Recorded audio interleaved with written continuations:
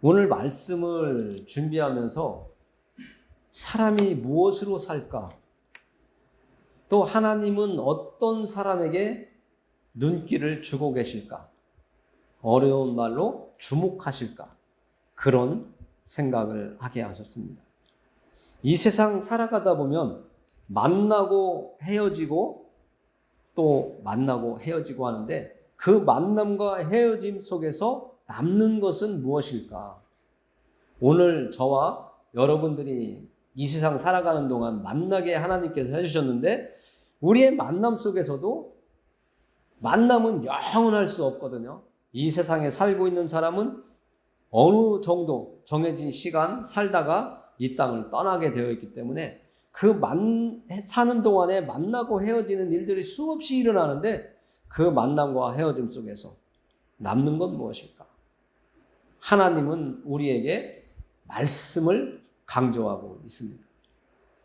그리고 다른 성경에 보면 우리의 삶을 통해서 그리스도의 향기가 남아야 된다고, 그리스도의 향기가 나야 된다고 말씀하고 있습니다. 세상 사람들도 세상을 살아가면서 그 사람에게서 풍기는 인격이 있고 그 사람에게서 느낄 수 있는 어떤 힘과 능력이 있습니다. 오늘 하나님께서는 모세를 통해서 이스라엘 백성들에게 말씀하세요. 너희가 하나님을 떠나지 말고 하나님의 말씀을 지켜 행하라고 말씀해주고 있습니다.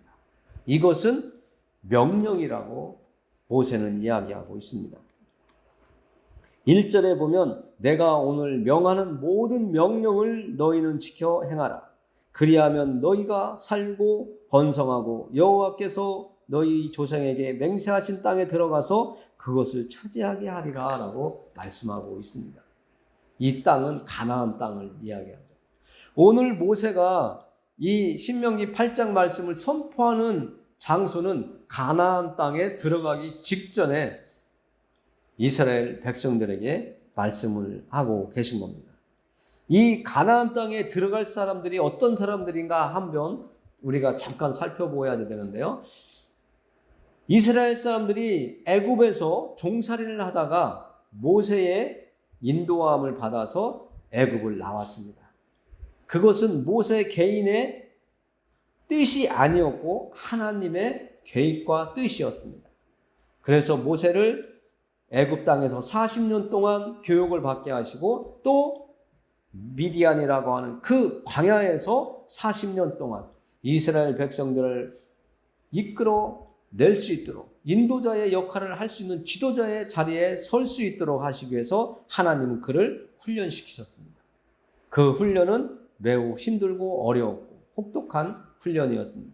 그리고 두려움도 있었고요. 또 때로는 죽음이라는 그 두려움 속 앞에서 정말 떨는 순간도 있었습니다.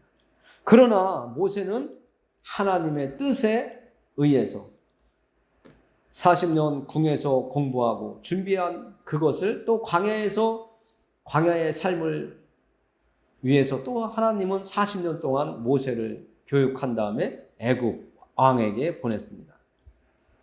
그때에 모세가 이스라엘 백성들을 이끌어서 광야길 40년이라는 그 길을 이제 마치는 종점에서 이스라엘 백성들이 가나안 땅에 들어가게 되는데 애굽에서 나온 사람들은 다 죽었어요. 지금 모세와 여호수아와 갈렙만 살아남았는데 모세도 가나안 땅에 들어가지 못하고 죽습니다. 가나안 땅에 들어간 사람들은 여호수아와 갈렙 그리고 광야 생활을 하면서 태어난 사람들이 들어가게 되어 있습니다. 그것이 하나님의 뜻이었어요. 이스라엘 백성들이 다 들어갈 수 있었는데 그들이 가나안 땅을 탐지하고 와서 10명은 부정적인 말을 모세 앞에서 했고 2명은 하나님의 그 주시는 믿음의 눈으로 말씀을 했습니다. 그래서 오늘 순종하는 자에게는 하나님의 말씀을 믿고 순종하는 자에게는 가나안 땅을 보장해 주셨지만 부정적인 말을 한 그 애굽에서 나온 사람들은 다 광야에서 죽었습니다. 그것은 하나님이 그들에게 말씀하신 대로 이루어졌습니다. 그리고 지금 모세의 말을 듣는 사람들은 여호수아와 갈렙 그리고 광야에서 태어난 사람들만 들을 수 있는 겁니다. 이 광야에서 태어난 사람들에게 모세가 말을 하는 거예요. 정말 너희들이 광야를 40년 돌면서 너희들이 하나님의 역사를 보고 느끼고 경험을 했는데 너희가 경험한 그 하나님을 잘 섬기며 가나안 땅에 들어가서 살아야 된다라고 이야기하는 겁니다. 이 말씀의 요지는 정말 이 땅을 살아가는 우리들에게도 아주 중요합니다. 지금 안정적인 삶을 이 땅에서 살아가고 있지만 우리가 광야길을 걸어가고 있는 것과 똑같습니다. 하나님의 말씀 안에 온전히 섰을 때에는 광야를 통과한 것이지만 내가 아직 하나님이 믿어지지 아니하고 하나님의 말씀이 믿어졌다 안 믿어졌다, 하나님의 말씀을 따라서 살다가 때로는 내 의지대로 사는 이런 것은 아직 광야길입니다. 아직까지도 우리는 하나님의 나라에 들어가기 전까지 훈련을 받는 광야의 삶을 살아가고 있다는 것이죠. 그래서 1절에 보면 이들이 하나님의 말씀을 순종하는가 안 하는가를 보고 있습니다. 하나님의 말씀은 명령이기 때문에 우리와 합의를 본다던가 우리의 동의를 얻는다던가 이런 것이 아니라는 것을 우리는 알아야 됩니다. 예를 들어서 젊은 청년이 군대에 갔는데 명령을 하면 아니 내 생각과 아니더라도 해야지 되는 것이 군대인 것처럼 우리는 하나님의 군대에 들어온 사람들입니다. 하나님의 군대에 입대한 사람들이에요. 내가 예수님을 믿기로 한 이후로는 하나님의 군대의 군인이에요. 그래서 하나님이 말씀하시면 그 말씀을 내가 받아들이고 순종을 하는 겁니다.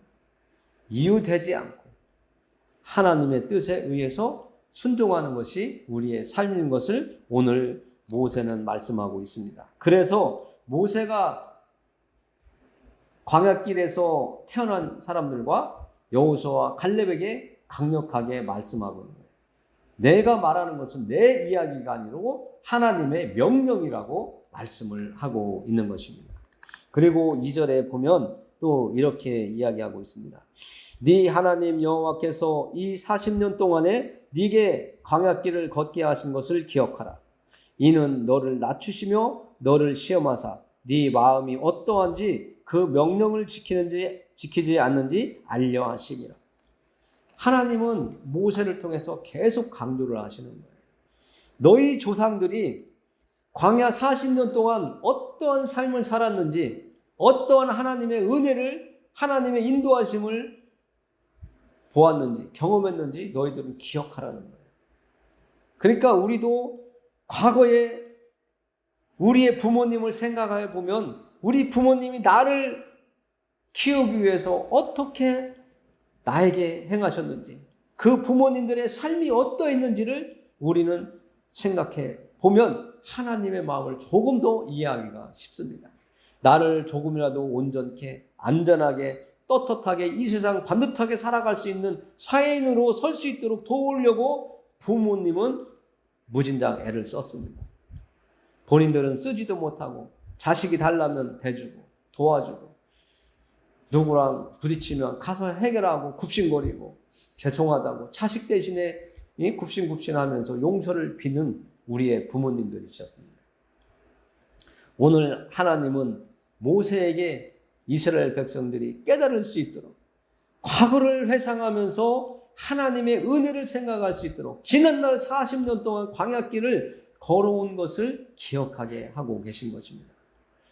예수님, 하나님께서 그 애굽을 나와가지고 홍해를 건너고 또 쓴물이 있을 때에 그 쓴물을 단물로 바꿔주는 역사, 그 광야길을 가다 보니 물이 없어서 목말라 다 죽겠다고 원망과 불평을 할 때에 바위에서 물을 내시며 또 고기가 없다고 투덜댈 때에는 메추라기를 보내주시고, 새벽에는 매일같이 40년 동안 광야길을 걷는 동안 하나님께서 만나를 내려주셔서 그들이 먹고 마시고 살아가는데 부족함이 없도록 공급해 주신 것을 기억하라고 하는 겁니다. 우리도 지난날 우리의 삶을 바라보면서 내 힘과 내 능력과 내 의지로 살아온 것 같았지만, 내가 하나님의 말씀을 듣다 보니까 그것이 하나님의 은혜였다는 것을 우리는 알아가게 되는 것입니다. 이 알아가는 것은 내가 그냥 학교에서 공부를 지식으로 무조건 머릿속에 암기하는 것처럼 갖는 것이 아는 것이 아니라, 내가 하나님을 만나고 부딪히고 그 만남 속에서 말씀 속에서 만나면서 그렇구나 하고 깨달으면서 내 마음에 자리 잡고 그 말씀이 인정되고 그 말씀을 내가 시인하고 그 말씀대로 살아가고 그 말씀을 내가 깨달을 때 감사할 수 있는 그런 마음의 변화가 일어날 때 우리는 하나님을 조금씩 알아간다고 하는 겁니다. 내가 진정으로 우리 아버지와 어머니의 마음을 알 수 있는 것은 내가 자식을 낳았을 때, 내가 그 자식을 키우면서 우리 아버지 어머니도 이렇게 하셨겠구나, 이런 마음으로 나를 키우시고 나에게 필요를 채워주셨겠구나 하는 것을 깨닫게 되잖아요.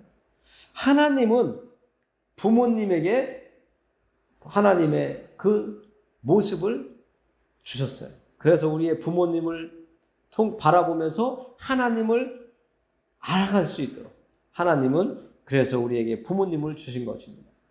그래서 오늘 2절에서 40년 동안 하나님 아버지께서 이스라엘 백성들을 먹이시고 입히셨던 것을 기억하게 하시고, 하나님이 이스라엘 백성들을 내가 기르는 양이라고, 나는 목자요 너희는 양이라고 표현했던 것이, 이 말씀을 생각해 보면 깨달기가 또 우리가 쉽습니다. 그리고 2절에서 우리가 더 깊이 깨달을 것은, 이는 너를 낮추시며 40년 동안 광야길을 걷게 하신 이유는, 이는 너를 낮추시며 너를 시험하사 네 마음이 어떠한지 그 명령을 지키는지 지키지 않는지 알려 하심이라고 하나님은 지금 모세를 통해서 말씀하고 계십니다.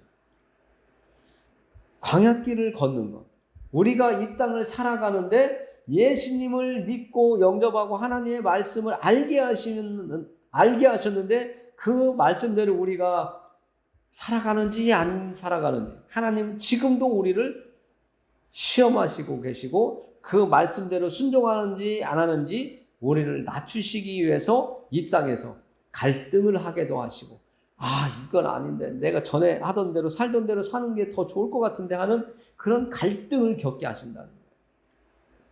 그러나 그 갈등 속에서 되돌아가면 옛사람의 모습으로 가는 것이지만, 하나님의 말씀대로 내가 선택하고 나간다면 그 사람은 새 사람이 되는 것이죠. 옛사람을 벗어버리고 새 사람이 되어서 하나님의 자녀로, 하나님의 백성으로 이 땅을 살아가는 사람이 되었다는 것을 말하고 있는 것입니다. 우리는 과거로 돌아가서 옛사람의 모습으로 가는 것은 내가 내 힘으로, 내 의지로 살아왔다라고 하는 것과 똑같은 그 모습을 나타내고 있는 것입니다. 광야길을 가는데 하나님이 구름을 주셔서 그 구름이 움직이면 이스라엘 백성들이 움직이고, 구름이 멈추면 이스라엘 백성들이 움직였던 그 40년의 삶을 이스라엘 백성들에게 기억하게 하셨는데, 그것은 이스라엘 백성들이 내 마음대로 가고 싶으면 가고 서고 싶으면 서는 것이 아니라, 하나님께서 보내주신 그 구름 기둥이 떠오르면 출발하고, 밤에 하나님께서 주는 불 기둥이 앞으로 나아가면 이스라엘 백성들이 나아가는, 하나님이 가라 하면 가시고 서라 하면 섰던 그 40년을 되돌아보면서 내 의지대로, 내 생각대로, 내 능력으로 살아가는 것이 아니라 하나님의 뜻에 의해서 내가 살아가는 것이 하나님 말씀에 순종하는 것이라고 하는 것을 알게 하시고 나를 하나님의 말씀대로 살아갈 수 있도록 낮추시는 그 일을 지금 우리에게 하고 행하시고 있다는 것을 알아야 되는 겁니다. 그러니까 이 40년 동안 이스라엘 백성들은 하나님께 교육을 받은 거예요. 겸손하고 낮아지는 교육을 받은 거고, 우리는 이 예배의 시간을 통해서 또 말씀을 읽는 시간을 통해서 기도하는 시간을 통해서 하나님 앞에서 낮아지고 내 의지대로 내 중심대로 살아가는 우리의 인생이 아니라 하나님을 따라가는, 하나님의 말씀에 순종하며 살아가는 그 모습이, 하나님 말씀에 순종하는 그 명령을 따르는 모습이 우리에게 요구된다는 것을 말씀하시고, 그것이 겸손한 자, 자기를 낮추는 자, 나 중심이 아니라 하나님 말씀 중심으로 살아가는 것이라는 것을 깨달을 수가 있는 것입니다. 그래서 3절에서 이렇게 말씀하세요. 너를 낮추시며 너를 줄이게 하시며 또 너도 알지 못하며 네 조상들도 알지 못하던 만나를 네게 먹이신 것은 사람이 떡으로만 사는 것이 아니요 하나님의 입에서 나오는 모든 말씀으로 사는 줄을 네가 알게 하려 하심이니라 라고 말씀을 하고 계신 것입니다. 우리의 주인은 내가 아니라는 것을 지금 말씀하고 계신 겁니다. 하나님이 주시는 것을 먹고 사는 사람, 하나님 아버지께서 공급해 주시는 것을 내가 받아서 살아갈 때에 그가 온전한 삶을 살아갈 수 있다는 것을 말씀해 주고 있는 것입니다. 이 세상은 광야입니다.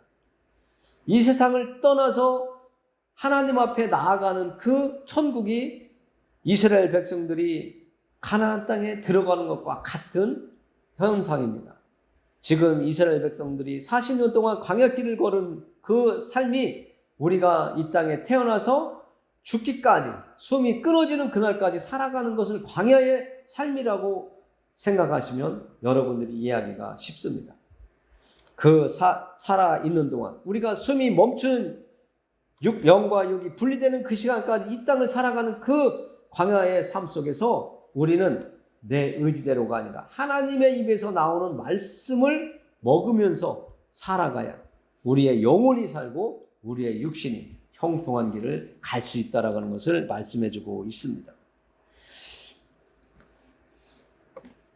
하나님께서는 우리에게 우리의 살 길을 열어주시는 분입니다.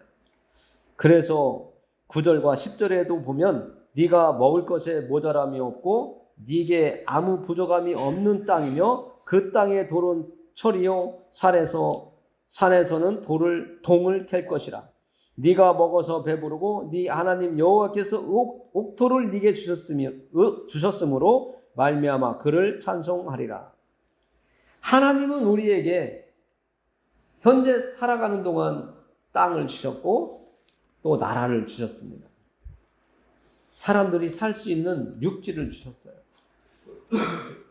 바다에서는 생선을 잡아서 먹게 하셨고 육지에서는 농사를 지으며 하나님께서 살아가게 하셨습니다. 이것이 하나님께서 우리에게 베풀어 주신 것이라고 말씀해 주고 있는 것입니다. 그것을 통해서 우리가 먹고 배부르고 하나님 앞에서 하나님께 감사하며 찬양할 수 있는 그러한 제목이 되도록 해 주셨다라고 말씀하고 있습니다. 10절 마지막에 그를 찬송하리라 라고 하신 이 말씀처럼 우리는 이 땅에서 땅을 일구며 씨를 뿌리고 하나님께서 내려주시는 비를 맞으며 또 공기와 햇볕을 맞으며 자랐던 그 곡식들을 통해서 우리가 먹고 배부르게 해주신 것은 하나님의 공급하심이고 하나님의 은혜인 것을 우리는 늘 감사하면서 살아야 될 것을 말씀해 주셨습니다. 우리가 살아있는 동안, 살아가는 동안, 남은 인생 동안 하나님께 감사하는 그러한 믿음의 길을 가시기를 원합니다. 기도합니다. 무엇과도 바꿀 수 없는 하나님의 공급하심 앞에서 저희들이 겸손해지고 낮아지고 하나님께 감사하며 살아갈 수 있도록 하나님 우리를 도우시옵소서. 이 땅에 태어나서 예수 그리스도를 영접함으로 광야길을 걸어가야 될 우리의 인생에 하나님께서 하나님의 손을 내미셔서 우리의 손을 붙잡아 인도하여 주시옵소서. 내 힘과 능력으로 사는 것이 아니라 하나님께서 베풀어 주신 은혜 속에서 살아가야, 하나님의 말씀 안에서 살아가야, 예수 그리스도 안에서 살아가야 함을 오늘 깨닫게 해주셨사오니 하나님, 우리가 하나님에 대해서 정확하게 알고 믿음의 길을 갈 수 있도록 도와주시옵소서. 하나님의 은혜가 오늘 예배 자리에 나온 사람들과 또 이 교회에 나와서 하나님께 예배드리는 모든 이들 위해 임하기를 원하오며 예수님의 이름으로 기도했습니다. 아멘.